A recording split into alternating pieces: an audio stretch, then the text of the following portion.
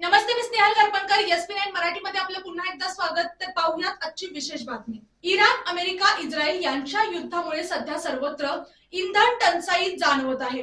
तथापि देश आणि राज्याकडे सुमारे 2 महिने पुरेल इतके इंधन साठा आहे.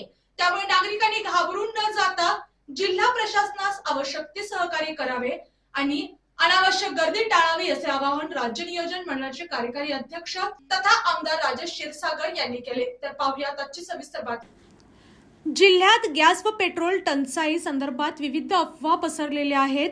त्या अनुषंगाने आढावा घेण्यासाठी जिल्हाधिकारी कार्यालयातील शाहूजी सभागृहात आज आढावा बैठक घेण्यात आली.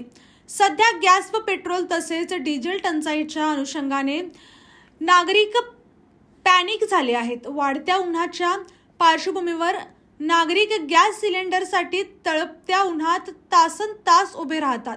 त्यासाठी संबंधित गॅस एजन्सीने पिण्याचे पाणी तसेच या ग्राहकांसाठी सावलीची सोय करावी, यासाठी जिल्हा प्रशासनाने त्यांना आदेश द्यावेत असे सांगून शहरी भागातील नागरिकांनाही रॉकेल देण्यासंदर्भात आपण लवकरच अन्न नागरी पुरवठा विभागाशी बोलणार असल्याचे क्षीरसागर यावेळी म्हणाले. घरगुती गॅस साठा पुरेशा प्रमाणावर आहे. तसेच जिल्ह्यात गॅस पुरवठ्याबाबत परिस्थिती नियंत्रणात आहे.